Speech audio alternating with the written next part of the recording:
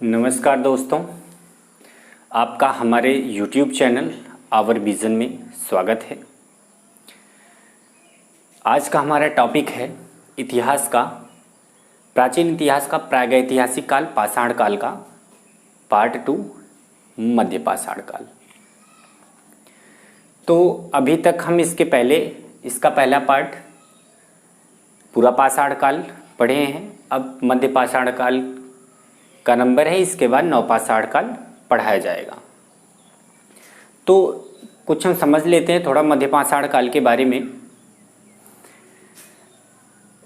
मध्य पाषाण काल जैसे किसका पार्ट है? प्रागैतिहासिक पाषाण काल का। पाषाण काल का जो है वर्गीकरण जेम्स टॉमसन ने किया था। जेम्स टॉमसन कौन थे? ये डेनमार्क के पुरातत्व के संग्रहालय के अध्यक्ष थे। और ये जब वो वर्गीकरण किए थे तो उस टाइम पे मध्य पाषाण काल नहीं था। मध्य पाषाण काल का वर्गीकरण नहीं किया गया था उनके समय में। और ये जेम्स टॉमसन कौन थे? डेनमार्क के पुरातत्व संग्रहालय के अध्यक्ष थे। और ये मध्य पाषाण काल, जैसे पैलियोथिलिक पुरापाषाण काल को कहा गया था, और उसी टाइप में मध्य पाषाण काल को मीसोलिथिक कहा जाता है। और मध्य पाषाण काल में ही नदियों का उद्गम हुआ था। और इसका समय क्या है?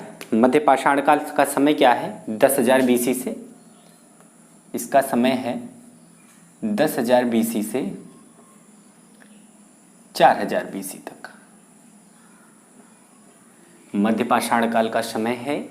इसका काल था 10,000 BC से 4,000 BC तक। इसको परिवर्तन युग कहा जा सकता है कि जैसे जब पूरा पाषाण काल का धीरे धीरे समाप्ति हो रही थी, उस टाइम में मध्य पाषाण काल का उदय धीरे धीरे स्टार्ट हो गया था। तो ये परिवर्तन का युग है। इसलिए इसे संग्रहण काल भी कहा जाता है, संक्रामक काल भी कहा जाता है, और इसे क्या कहा जाता है? संक्रमण काल भी कहा जाता है। ये प्लायोसीन, जैसे पूरा पाषाण काल का युग क्या था? प्लायोसीन था। प्लायोसीन युग में क्या था दोस्तों? हिम युग, बर्फ का युग था। तो मध्य पाषाण काल में क्या हुआ कि धीरे धीरे ये क्लाइमेट चेंज होने लगा। मध्य पाषाण काल में जब क्लाइमेट चेंज होने लगा, जलवायु परिवर्तन होने लगा, तो होलोसीन युग का स्टार्ट हो गया। मतलब मध्य पाषाण काल जब प्लायोसीन युग की समाप्ति की तरफ गया, तो उसी टाइम में होलोसीन युग प्रारंभ हो गया और जलवायु में बड़े पैमाने पर परिवर्तन होने लगा।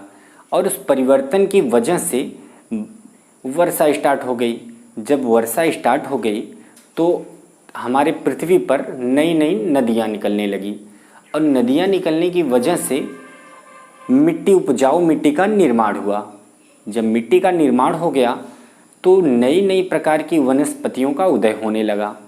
वनस्पतियाँ उगने लगी, पृथ्वी पर अलग अलग टाइप के जानवर उत्पन्न होने लगे, अलग अलग टाइप के जीव जंतु उत्पन्न होने लगे, कई प्रकार की पेड़ पौधे उत्पन्न होने लगे। तो ये मध्य पाषाण काल में आया। और इसको एक चीज़ और कहते हैं, मध्य पाषाण काल को ही आद्य नवपाषाण काल भी कहते हैं, और इसे अनुपूरा पाषाण काल भी कहते हैं। मध्य पाषाण काल को आद्य नवपाषाण काल भी कहते हैं और अनुपूरा पाषाण काल भी कहते हैं मध्य पाषाण काल को। तो ये तो पता चल गया हमें प्रागैतिहासिक काल का ये दूसरा पार्ट है, मध्य पाषाण काल। तो आज इसी के बारे में थोड़ी सी जानकारी लेंगे। इसके जनक कौन थे? इसकी जानकारी हमें सर्वप्रथम 1857 ईस्वी में, यहाँ पे देखिए लिखिए, भारत में पहले पॉइंट से हम देखते हैं। भारत में मध्य पाषाण काल की खोज सर्वप्रथम 1857 ईस्वी में CL कार्लाइज ने विंध्य क्षेत्र में पाषाण उपकरण खोजकर की।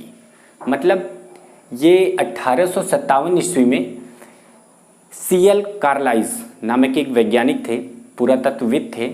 उन्होंने विंध्य क्षेत्र में पाषाण काल में उपकरण की खोज की।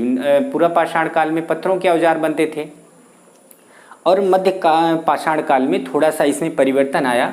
तो उस औजारों या उपकरणों की खोज जो है विंध्य क्षेत्र में किसने किया था? सीएल कार्लाइज में। इन्होंने ही खोज करके इसका पता लगाया, फिर इसके जनक यही माने जाते हैं। और कहीं कहीं पे ये भी दिया रहता है कि इसके प्रथम खोजकर्ता जॉन इवांस को भी माना जाता है। मध्य पाषाण काल के प्रथम खोजकर्ता के रूप में जॉन इवांस को भी माना जाता है। लेकिन कहीं कहीं पे लिखा गया है कि इसके जो है प्रथम उपकरण के जो खोजकर्ता है 1857 ईस्वी में किसने किया था? सीएल कार्लाइज ने, वो भी विंध्य क्षेत्र में किया था। इस युग के औजार छोटे पत्थरों से बने हैं। पूरा पाषाण काल में क्या था? औजार थोड़े बड़े थे, उनकी साइज थोड़ी बड़ी थी। लेकिन मध्य पाषाण काल में औजारों में भी थोड़ी परिवर्तन आई और वो औजार थोड़े छोटे और नुकीले बनाए गए। इस युग के औजार थोड़े छोटे थे। इस युग को आखेटक व पशुपालक काल के रूप में जाना जाता है। दोस्तों, जब नदियों का उद्गम हुआ, बरसात हुई, परिवर्तन हुआ, जब यहाँ पे क्लाइमेट चेंज हुआ तो नदियाँ बहने लगी, तमाम प्रकार के वनस्पति उगने लगे और जीव जंतु का उदय हुआ। तो यहाँ पे इसीलिए इसको आखेटक और पशुपालक काल के नाम से भी जाना जाता है, क्योंकि यहाँ पे तरह तरह के पशु उगने लगे तो सब लोग पशुओं को पालतू बनाना स्टार्ट कर दिए। तीसरा पॉइंट है, अगला पॉइंट है, भारत में मानव अस्थिपंजर सर्वप्रथम इसी काल में मिले हैं। भारत में मानव अस्थिपंजर सर्वप्रथम इसी काल में मिले हैं। मध्य पाषाण काल में सबसे पहले मानव मतलब मनुष्यों का कंकाल तंत्र प्राप्त हुआ था। अगला है, भीलवाड़ा में कोठारी नदी के तट पर स्थित बागौर भारत का सबसे बड़ा मध्य पाषाण काल का स्थल है। इसका उत्खनन सर्वप्रथम बीएन मिश्र द्वारा कराया गया। भीलवाड़ा जो है राजस्थान में है। वर्तमान जो राजस्थान हमारा है, भीलवाड़ा वहाँ पे स्थित है। वहाँ पे कोठारी नदी है, उसके तट पर बागौर एक स्थल है। वहाँ पे मध्य पाषाण काल का सबसे बड़ा स्तर खोजा गया था। इसका उत्खनन सर्वप्रथम बीएन मिश्र ने कराया था। इसका उत्खनन जो है बीएन मिश्र जी ने करवाया था सर्वप्रथम। जो एग्ज़ाम में क्वेश्चन बन सकता है दोस्तों, उसके बारे में हमने यहाँ पे पॉइंट के रूप में बता दिया है। बाकी का मध्य पाषाण काल से जुड़े हुए कुछ महत्वपूर्ण स्थल हैं जहाँ से क्वेश्चन बन सकता है और पुराने एग्ज़ामों में पूछा भी गया है और वर्तमान में इनके आने की प्रबल संभावना भी है। तो आइए हम उसको थोड़ा डिटेल में देख लेते हैं। यहाँ पे एक स्थल है बागौर। बागौर जो है राजस्थान में है, जो यहाँ पे अभी हम आपको बताए थे भीलवाड़ा में कोठारी नदी के तट पर ये स्थल स्थित है। तो बागौर राजस्थान राज्य में स्थित है और यहाँ पे प्राप्त साक्ष्य क्या है? कोठारी नदी के तट पर सबसे बड़ा आवास स्थल प्राप्त हुआ है। और दूसरा है लंघनाज। लंघनाज जो स्थल है वो गुजरात राज्य में इसकी स्थिति है। लंघनाज गुजरात राज्य में है।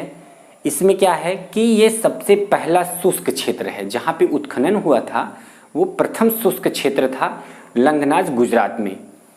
यहाँ पे 14 मानव कंकाल, 14 मानव कंकालों को एक मतलब शवों को एक ही साथ दफनाया गया था। जब उत्खनन हुआ तो वहाँ पे 14 मानव कंकाल की प्राप्ति हुई थी एक साथ। और इसका उत्खनन कौन करवाए थे? एच.डी. सांकलिया। एच.डी. सांकलिया ने इसका उत्खनन करवाया था। और तीसरा स्थल है सराय नहर राय। सराय नहर राय की स्थिति उत्तर प्रदेश, वर्तमान उत्तर प्रदेश में है। सराय नहर राय उत्तर प्रदेश में स्थित है। यहाँ पे स्तंभ गर्त की प्राप्ति हुई और मृतक संस्कार। मृतक संस्कार का मतलब दोस्तों ये था कि जैसे शवों को जैसे कुछ परंपरा के अनुसार दफनाया जाता था कि जैसे सर को पूर्व दिशा में और पैर को पश्चिम दिशा में और सर को दक्षिण दिशा में और पैर को उत्तर दिशा में करके जो दफनाने की संस्कार थी, पद्धतियाँ थी, वही मृतक संस्कार माना गया है। इसकी प्राप्ति हुई थी वहाँ पे सरायनहर उत्तर प्रदेश में। और युद्ध में हत्या का सर्वप्रथम प्रमाण प्राप्त कहाँ पर हुआ? सरायनहर उत्तर प्रदेश में। यहाँ पे युद्ध में हत्या की गई थी किसी सैनिक की, वहाँ पे इसकी प्रमाण प्राप्त हुआ। और 3 मानव कंकाल, जैसे यहाँ पे गुजरात में लंघनाज में 14 मानव कंकाल की प्राप्ति हुई थी, ठीक उसी प्रकार यहाँ पे 3 मानव का कंकाल एक साथ प्राप्त हुआ था। आइए हम चौथा देखते हैं। महदहा। महदहा की स्थिति जो है वर्तमान उत्तर प्रदेश में है।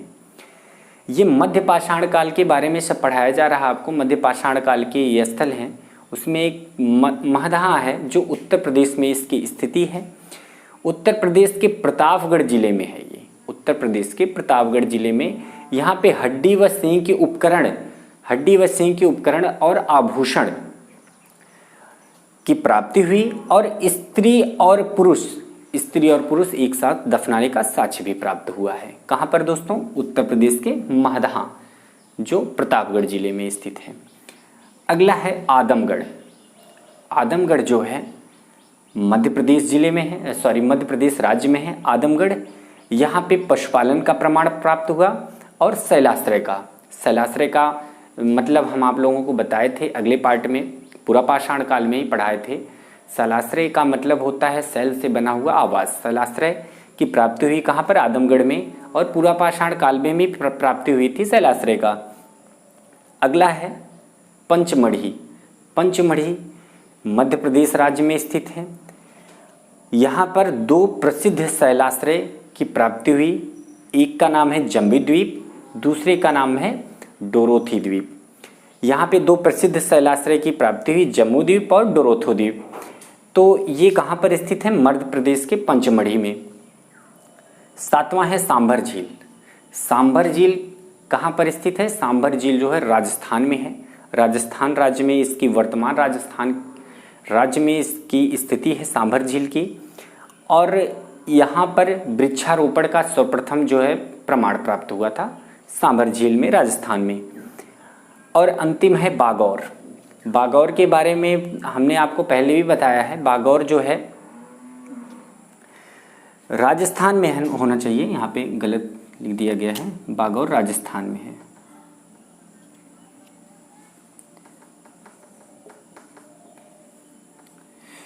बागौर राजस्थान में यहाँ पे सबसे पहले पशुपालन में जो कुत्ता है उसका प्रमाण प्राप्त हुआ था। कुत्ता को पालतू बनाया गया था। यहाँ से कई बार एग्जाम में क्वेश्चन बने हैं कि पाषाण काल में या प्रागैतिहासिक काल में सबसे पहले किस जानवर को पालतू बनाया गया? तो प्रथम पालतू पशु क्या था? कुत्ता था। तो ये था मध्य पाषाण काल के बारे में थोड़ी सी जानकारी, और यहीं से एग्ज़ाम में क्वेश्चन बनते हैं। इससे ज़्यादा एग्ज़ाम में कुछ नहीं पूछा जाएगा दोस्तों। ये महत्वपूर्ण स्थल थे, इसके बाहर कुछ नहीं आएगा। और ये हमारे कुछ पॉइंट थे जो हमने इसे पढ़ाया आपको। और बाकी का इसका एक और नाम है जो अभी हम इसके पहले बताए थे, आदि नवपाषाण काल और अनुपूरा पाषाण काल इसे कहते हैं। और इसे संक्रमण काल भी कहा जाता है। और पाषाण काल की जो खोज किया गया था, वर्गीकरण किया गया था, वो जेम्स टाउन ने किया था। जेम्स टॉमसन कहाँ के थे? पोलैंड के निवासी थे। ये पुरातत्व विभाग के संग्रहालय के अध्यक्ष थे। तो आज के लिए बस इतना ही दोस्तों मध्य पाषाण काल के बारे में। हम अगला वीडियो लेकर आएंगे नवपाषाण काल के बारे में। अगर वीडियो आपको अच्छा लगा हो तो लाइक और सब्सक्राइब करिए। धन्यवाद।